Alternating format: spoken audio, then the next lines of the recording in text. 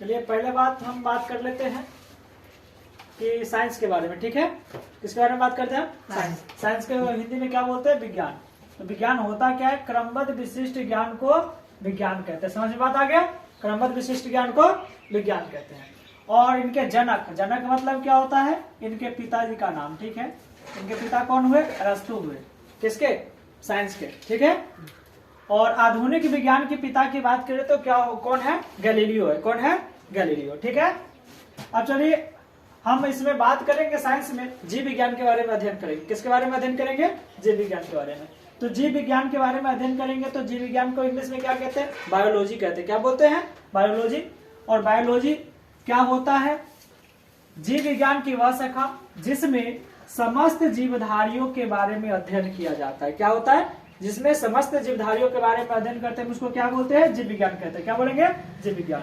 अब इनके जनक की बात करते हैं तो इनके जनक क्या कौन है? अरस्तु है। अब देखिए, बायोलॉजी शब्द की उत्पत्ति ग्रीक भाषा के दो शब्द से मिलकर के बनी हुई है।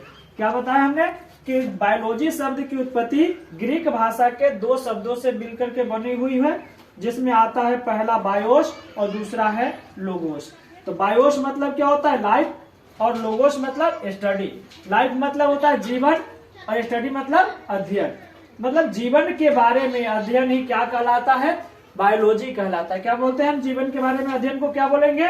बायोलॉजी कहेंगे। ठीक है, और बायोलॉजी शब्द का सबसे पहले प्रयोग 1801 ईस्वी में लैमार्क ने किया था। ठीक है, जो लैमार्क कहाँ के हैं? फ्रांस के हैं। कहाँ के हैं? फ्रांस के हैं। अब बात करते हैं जीव विज्ञान के अध्याय नंबर 1 की। तो अध्याय नंबर 1 में क्या है? जैव प्रक्रम है। कौन है? जैव प्रक्रम। तो जैव प्रक्रम होता क्या है? पहली बात ये जान लेते हैं। जीवों में संपन्न होने वाले सभी क्रियाएं जो सम्मिलित रूप से अनुसरण का कार्य करते हो, उसे हम क्या कहेंगे? जैव प्रक्रम कहते हैं। और अनुसरण क्या होता है? अनुसरण हुआ जीने के लिए जो चीज की जरूरत होती है उसे हम क्या कहते हैं? अनुसरण कहते हैं, जिसमें आता है पोषण, श्वसन, उत्सर्जन आदि। अब बात करते हैं सजीवों के प्रमुख लक्षण क्या है, उनको लिखना है ना।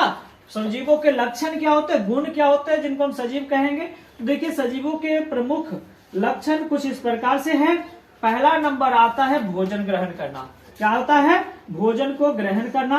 दूसरा नंबर काम होता है सांस लेना। तीसरा नंबर काम होता है जो खाया पिया होता है उसको बाहर करना, मतलब उत्सर्जन हो जाता है। और शरीर में वृद्धि करना और गति करना। और गति की बात हो जाती है तो गति में अपवाद आता है पेड़ पौधा। एगो क्या आता है?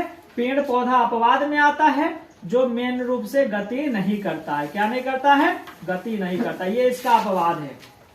क्या है? अपवाद। चलिए आज हम अभी